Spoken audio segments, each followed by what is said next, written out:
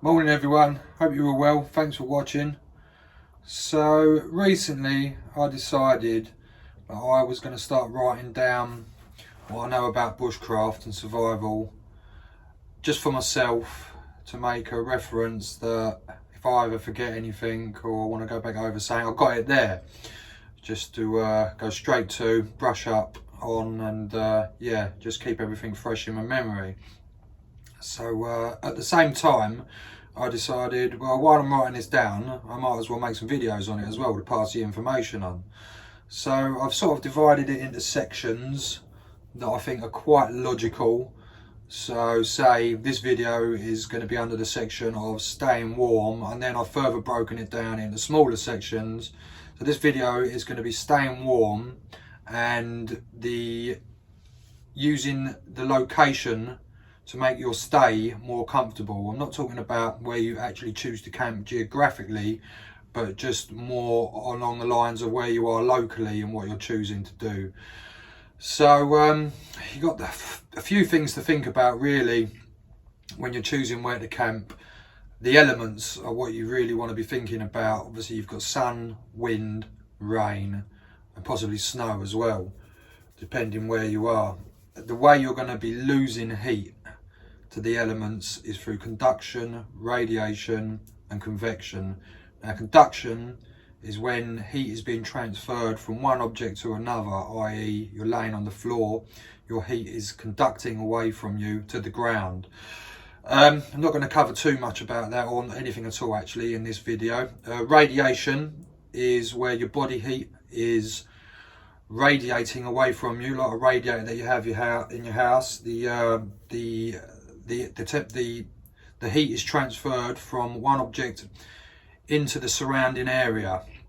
And the last one, convection, is where heat is transferred on thermal currents moving around in the air or by a breeze or wind blowing across you, convecting that heat away from you. Like a convector heater works. The air comes out the top of it and moves around in the room, it moves away. So your core body temperature should be around 37 degrees. If it gets any lower than 35 degrees, you're going to be going into the first stages of hypothermia. So the main object is to keep your core body temperature as close to 37.5 degrees, I think it is, as possible. So first thing you want to do is try and find some sort of natural covering, and a woodlands is going to be your best bet the majority of the time. If you move further into the woodlands, then the convection, the wind, is going to be a lot less. The trees act as natural windbreakers and it will be significantly less windy inside a forest than what it is on the outskirts of a forest or woodlands. So get into the woodlands first of all, and then you want to be looking for extra shelter as well. So you want to be looking around you and above you. Obviously coniferous trees are great for this, under a spruce or a pine tree, or any large leaved trees, and bushes as well. If you can find some bushes, say like holly bushes in particular spring to mind, an area of bushes and shrubs will act as a great windbreaker as well. So these are the things you want to be looking out for.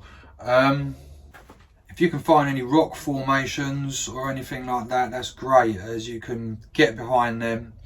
That'll protect you from the wind, and you can also use the rocks as a heat reflector for your shelter. So you set your shelter up with the entrance facing the rocks, and you create a small micro environment that the elements can't get into.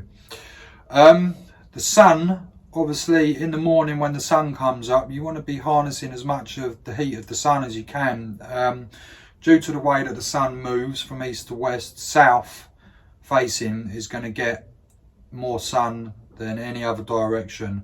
But if you've got prevailing wind coming in from the south, then just forget about it, because the heat loss from the wind is going to far outweigh any that you gain from the sun. So you really want to be thinking about what way the wind is blowing. It's really important. I mentioned setting up in bushes and stuff, but you've got to have your back to the wind, your back of your shelter to the wind. A couple of ways I find are more than adequate to find out what way the wind's blowing.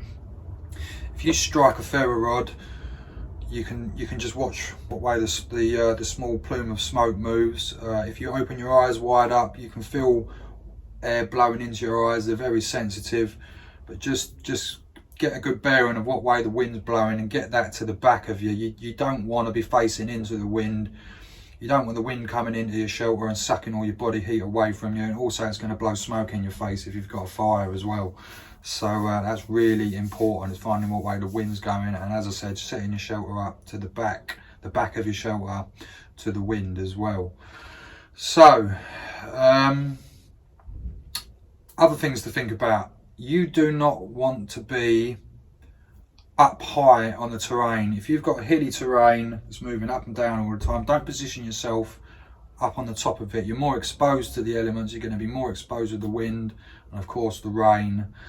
As I said, the wind will blow the rain into your shelter, so keep the back of your shelter to the wind again. And on that note as well, you don't want to be too low down. If you are thinking of camping in a low spot to keep out of the elements, don't go too low down on the terrain. Don't go into a valley. If there's any valleys, then they're going to be cold sinks. Now, hot air rises, as we know, so cold air sinks on the same note. The warmer air will rise up and will push the colder air down into that valley, and that can be a good 2 or 3 degrees Celsius lower than any of the surrounding areas. It doesn't mean to say if you find a small divot in the ground that's say like 10-15 foot across, you can't get in there and sort of hunker down so the wind sort of goes across the top of your head. I'm talking about, don't go into any deep valleys or areas that cold air is going to move down into slowly. The bottom of a rock formation, a large rock formation, say like a cliff, bit of a tricky one, because obviously, as I said, you can use the rocks as a fire reflector, and the rocks will actually absorb the heat and push some of the heat back to you when the fire starts to die down. But I'd probably say it's not a good idea, because that cold air is going to drop off that cliff and come down. So I haven't had too much experience with cliffs, camping on the bottom of cliffs. Maybe someone can comment and tell me what they think about that, but I'd say probably give that a miss. But yeah, these are all things to think about, because all added together, if you can get into an area that's quite dense with your shelter, back of your shelter to the wind, then you're already, you're going to wake up dry, hopefully, because say you're using a lean-to shelter. I love lean-to shelters, but you don't get much from the top of a lean-to shelter. Normally, from the edge of where you're sleeping to the edge of the shelter, the top of the shelter, it only takes a bit of wind to drive that rain into it. So you need that wind to be blowing that rain in the opposite direction. And as I said, all these things added together are going to add up, and just especially in a survival situation, you really got to be thinking about this stuff, because it's really important. So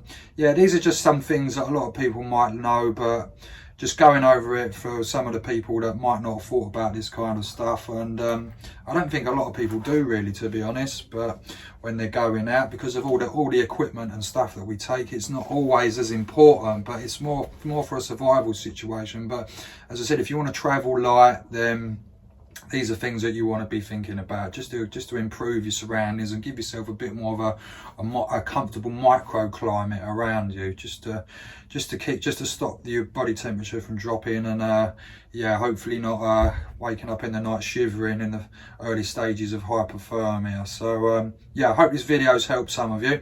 I'm going to be doing a lot more, so every week I'm going to try and do a different section, but I'm going to start off with staying warm. I've just covered location.